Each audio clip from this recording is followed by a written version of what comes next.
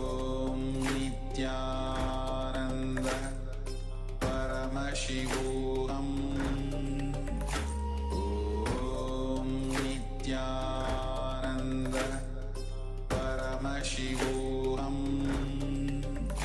Om Nityananda Paramashivoham Om Nityananda Paramashivoham Om Nityananda Paramashivoham Om Nityananda Paramashivoham Om Nityananda Paramashivoham Om Nityananda Paramashivoham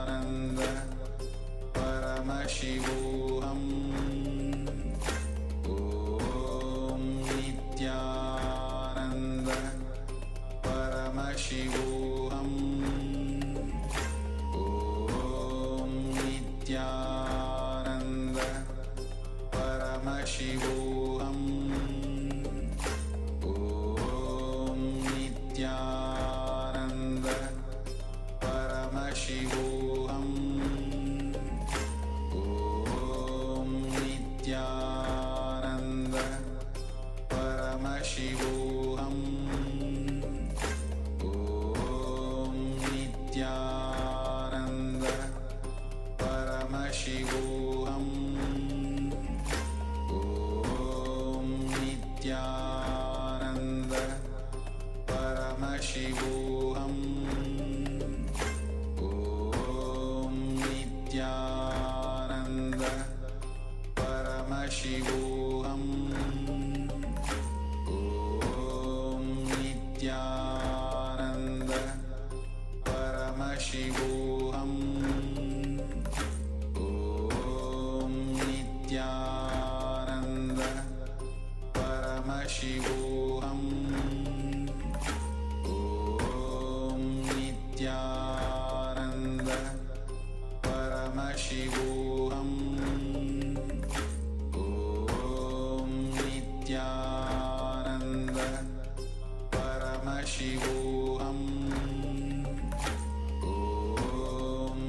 If you have any questions that you would like to ask the panelists, the guests today, each of whom are going to be sharing with us about various different perspectives, anyone has any questions that you would like to ask the panelists, please feel free to post it on the chat and we will be able to pass on your questions to the panelists and they will be also adding their perspectives. So this is going to be an interactive session. So anyone who is interested, who is willing to know, you want to know about some faith, you have particular question to ask and you want to learn further, please do feel free to post and we have the members, guests and panelists who will be answering these questions. So with that said, without further ado, let's get started. We will now be taking you all through introducing the different guests that have joined with us today. And the first guest that we have here with us is Ms. Jasmine Vairo, and she is here from Australia, Ms. Jasmine, and she is the CEO of the Maori Tau Maori Ora Trust. Thank you so much, Ms. Jasmine Vairo. We are delighted to have you here. Yes, you're coming here from the New Zealand and representing New Zealand, which is really amazing. Wonderful to have you here. Thank you so much, Ms. Jasmine, for joining us. And the Maori Tau Maori Ora Trust which is like breaking down the barriers for the Wahānau in emergency housing and experiencing homelessness through the traditional Maori and holistic healing pathways. And she's dedicated her life to serving people who have experienced homelessness, and she's helping in breaking down the barriers for the Wahānau in emergency housing. And it's wonderful to have you here. Thank you so much for joining with us.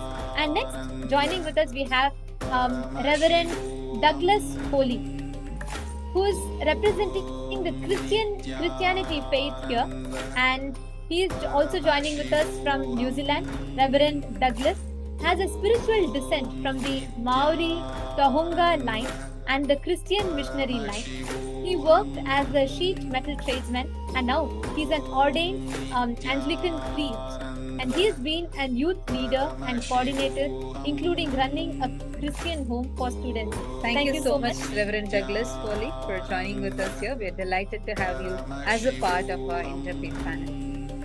And the next, we also have Dr. Basi Ikeng Effiong, who is from Nigeria, and he the community head of Ikot Iwa Effiong, Henshaw Town, Calabar, Cross River State, Nigeria, and he's a chairperson of the Counseling Association of Nigeria, a research fellow at the University of Calabar, Nigeria, and state vice chairman of Kasim Cross River State chapter.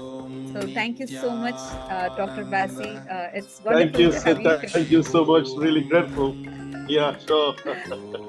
Very grateful. Thank you. Actually, yes, I've been seeing how excited you are too. So we are delighted to have you here and we're waiting to hear from you.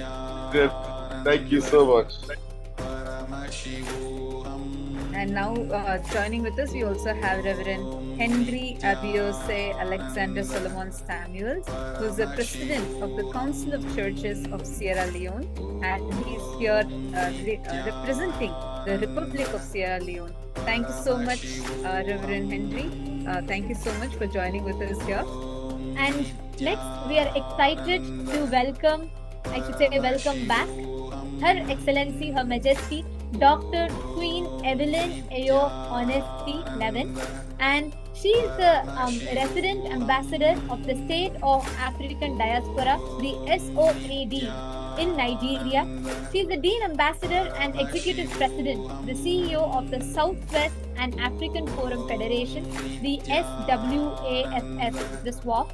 She is the founder and national coordinator of NGO in Nigeria, the Child Education and Crime Eradication Foundation, the CEFF, and she is the president of Indigenous Kingdoms Federation, and she is a grassroots mobilizer, and as such, she prides herself as a woman that have attracted international funding for the establishment of infrastructure in her community. Thank you so much, Your Majesty. It's wonderful to have you here with us. Thank you so much for joining us. Thank you. Good evening, everybody. Good evening to the estate and everybody in the house. Thank you for everybody. Thank you so much.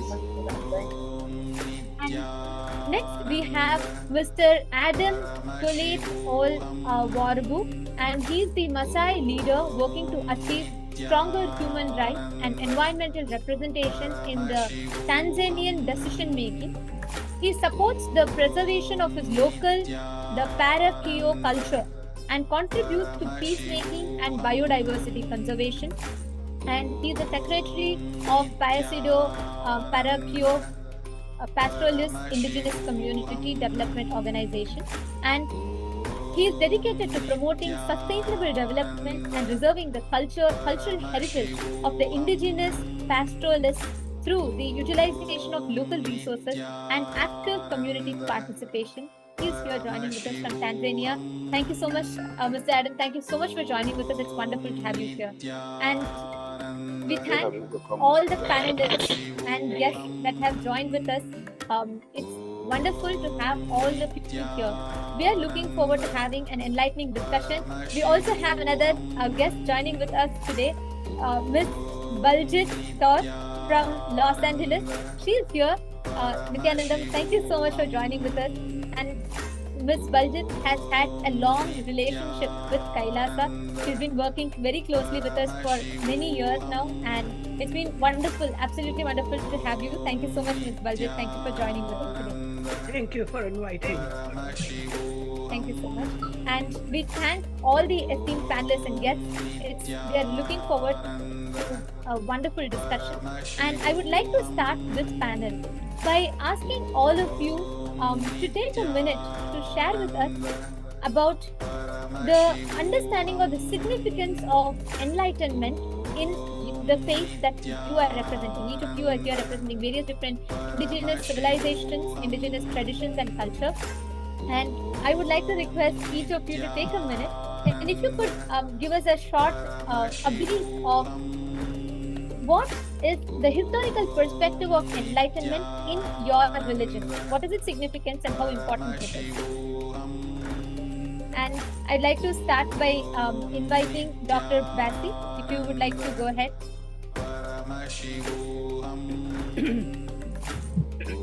Okay.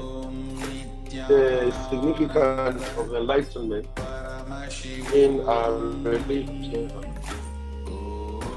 is to create harmony and then to bring up peace. Because in most instances, enlightenment has become a parameter that generates love and harmony. And without enlightenment, you find out that the anarchy at all the time. There's quarrel between one religion and the other. But with enlightenment, it creates a lot of harmony. They allow to reduce the element of maladjustment.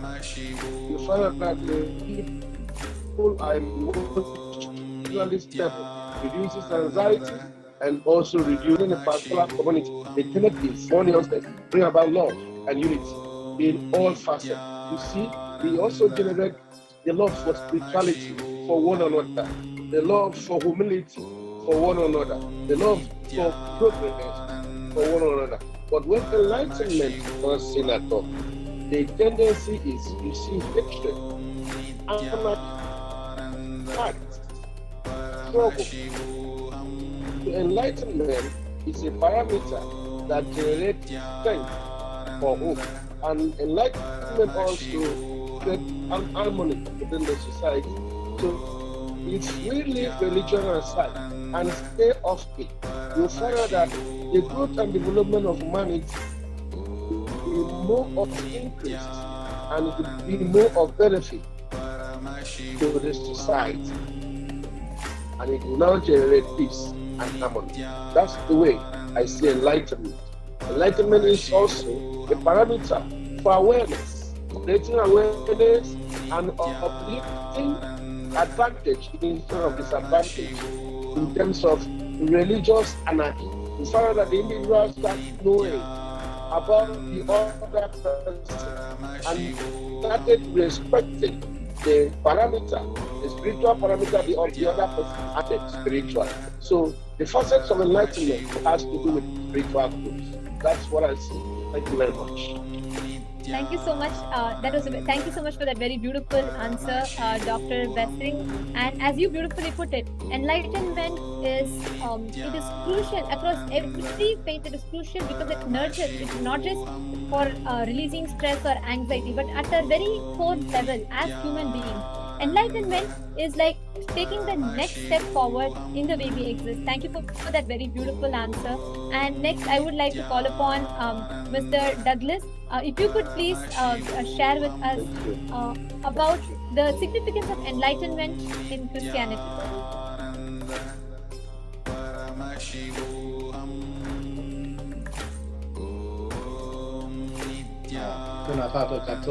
Greetings. Thank you for inviting me to speak this morning. I'd like to just open with what our prayer book speaks. It's a statement that's in our catechism, and the question is, how does the Anglican Church regard members of other faiths?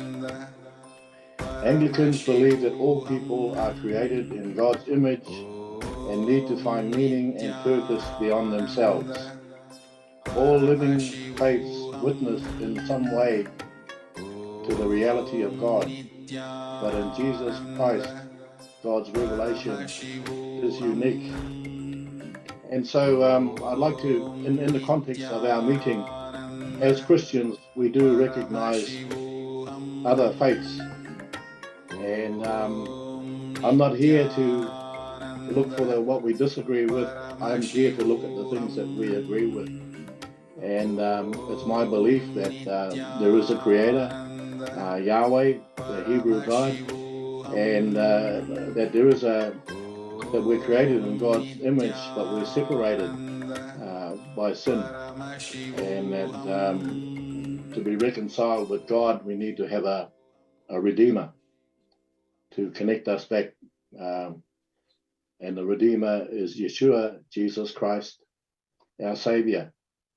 And so I am of Maori and Irish and English descent, but I recognize the Hebrew faith, the Christian faith, as my own, as being for all people. And so that's my short introduction. I just want to leave it there for now. Thank you. Thank you so much. And we are also delighted to hear more from you and the understanding about each of the faiths, how we cognize about the signs of enlightenment as each of our religions, each of the faiths are approaching it towards. And next, we would like to call upon Ms. Jasmine. If you could please share with us the historical perspective of enlightenment in your faith. Kia ora tātou katoa. Kia ora, Dag. So, yeah, I guess I've been scribbling all morning just listening to the kōrero that you've been sharing, or the conversation that you've been sharing, and the significance, especially in this day and age, for Māori and enlightenment and spirituality is huge. Because the effects of colonization have segregated us from our traditional beliefs. We've been, or disconnected us from our traditional beliefs. We've had to rely on the few Māori who, the few resilient Māori who made sure that the spiritual knowledge of our people carried on through the generations, and a lot of that knowledge has now come to the surface because we're safe enough to do so. So we had in Aotearoa, in New Zealand, we had the Tohunga Suppression Act. Tohunga are our spiritual experts and guides of the community. That the act, the Suppression Act, pretty much deterred anybody from practicing any spiritual practices that weren't attached to religion or the Western world. So it's very important for us in this day and age as Māori to be connected to something higher. So enlightenment to us these days, we find it everywhere. We find it in our whakapapa, in our genealogy, where we see that historically there were no boundaries or barriers as far as te ira atua, the spiritual realm, the godly realm, and te ira tangata, which is the human realm. And in our genealogy, in our whakapapa that is written, it states that we had atua, gods, who procreated with humans and made whole tribes of people. So our history is written with spirituality and enlightenment all the way through it. And it's about bringing that out now in this day and age. So yeah, I guess for us as Māori, who don't connect to any religion, and who are trying to connect back to our traditional sense of spirituality, it's about making sure that we are walking an enlightened path as a lifestyle, so that when we're sharing it with people, they're also so I look at the way that I look at Hinduism, and the way that, the way your spirituality or your enlightened pathways are not just, it's not just a weekend thing or a Sunday thing or one day a week. It's a lifestyle, and I think that is what we need to bring back in the traditional sense of spirituality for our people as well. Kia ora. Absolutely. You have highlighted a very beautiful aspect, I should say, because even the Supreme Pontiff of Hinduism, Swamiji, very beautifully highlights. Swamiji says Hinduism can never be boxed into a religion. It is not a religion. It's a culture, it's a lifestyle, it's a thought current. It is simply put, it is the greater science for life. And like you highlighted, even the Maori tradition shares a similar thought trend where we do not identify ourselves as a religion, because the moment you say you're a religion, you are defined, you're boxed into that aspect. But Hinduism, or in that aspect, every faith, the ultimate goal of each faith is to experience enlightenment. So when we say religion, faith, we are kind of limiting it into just that one aspect. Hinduism is a lifestyle, similarly like how Maori tradition is. All the greater science, the higher powerful cognition. And that is the beauty of the life that we live in. And thank you so much for highlighting that, Ms. Jasmine. And next, I would call upon Her Majesty, Dr. Queen Evelyn Ayo, if she could please highlight the importance of enlightenment. Her Excellency, Queen Ayo, could please go ahead, and I request Looks you like could this is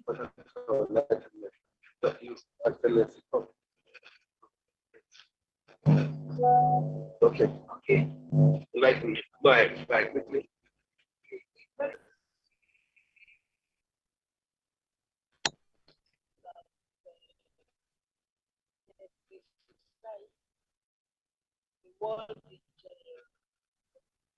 Sorry, Your Majesty. I think there's a small technical difficulty. We are not able to hear your. Are you hearing? Are you hearing? Are you hearing? Am I being heard? Am I audible? Yes. Hello? Yes. Now yes. Am I audible? The world as it stands are not enlightened, and that we all know. So for us to draw their attention, we have to first of all draw their attention and then enlighten them.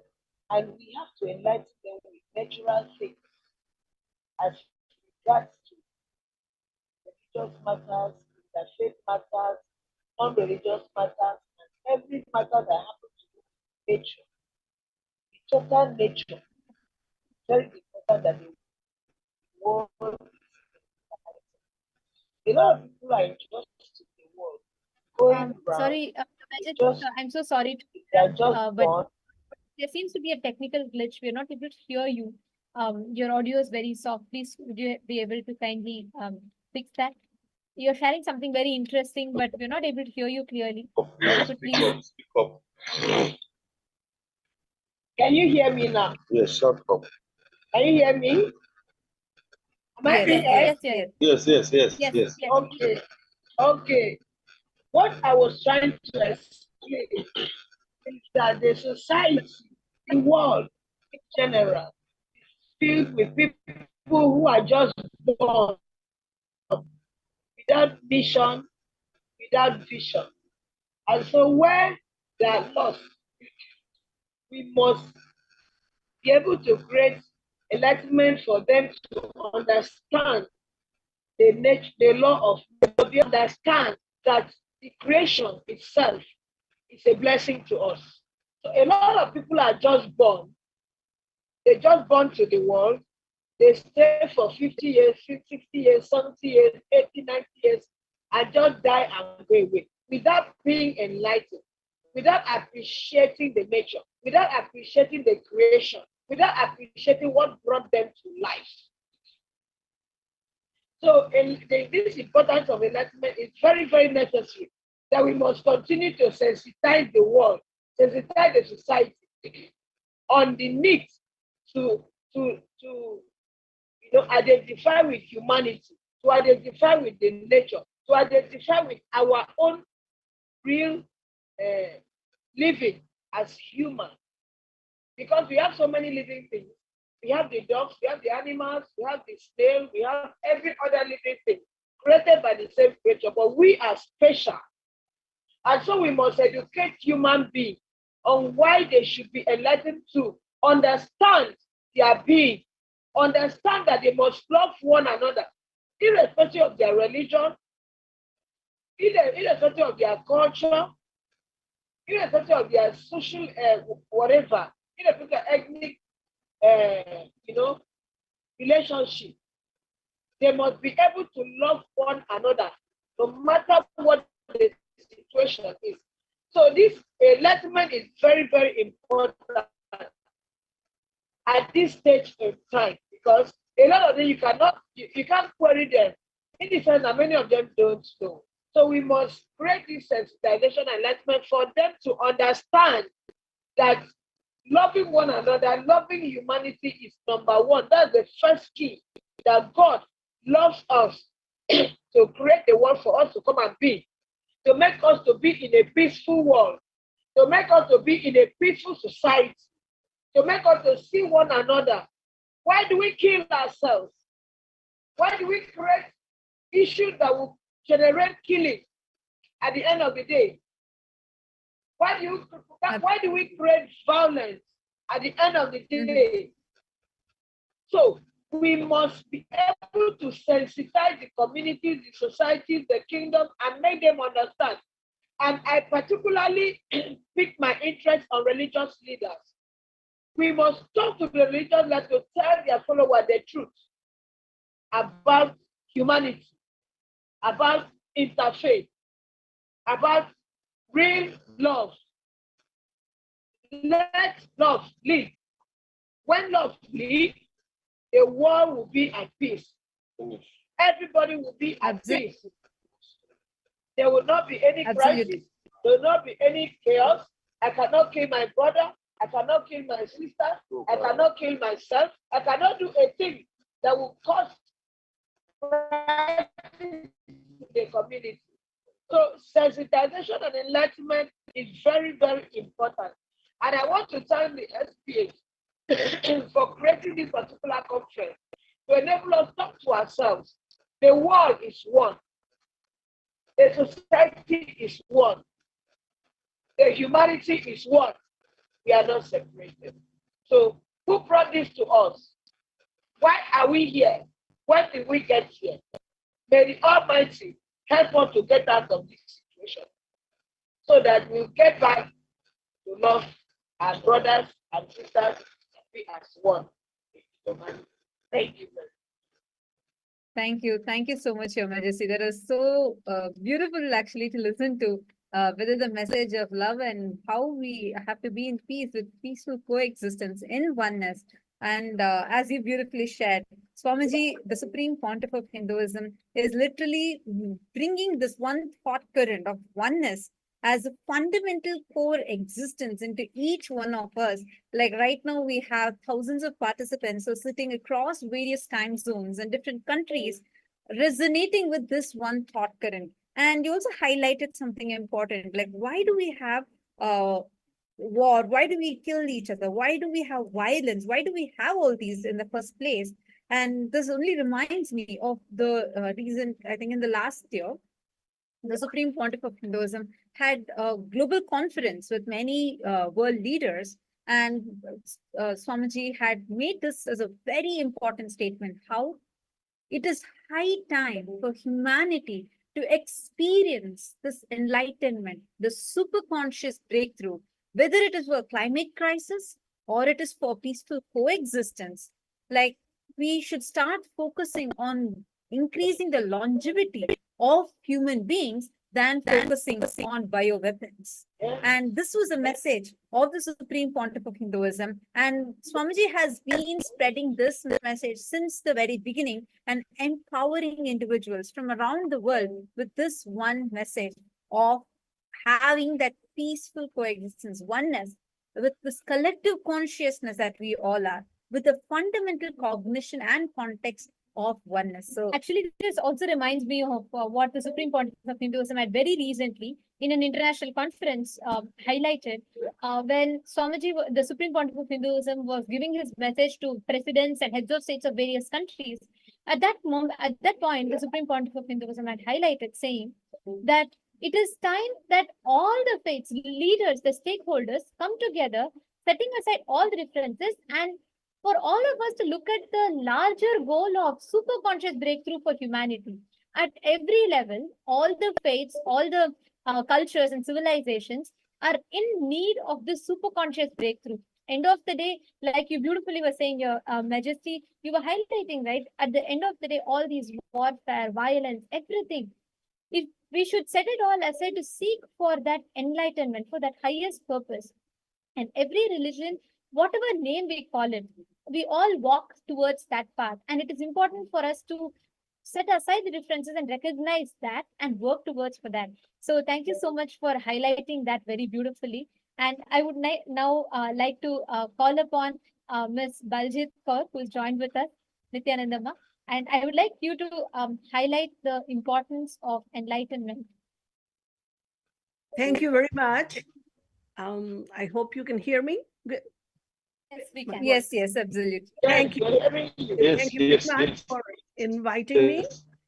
And yeah, as I mentioned, and I'm from the Sikh faith, and our teacher, first teacher, Guru Nanak, kind of set the road for this religion.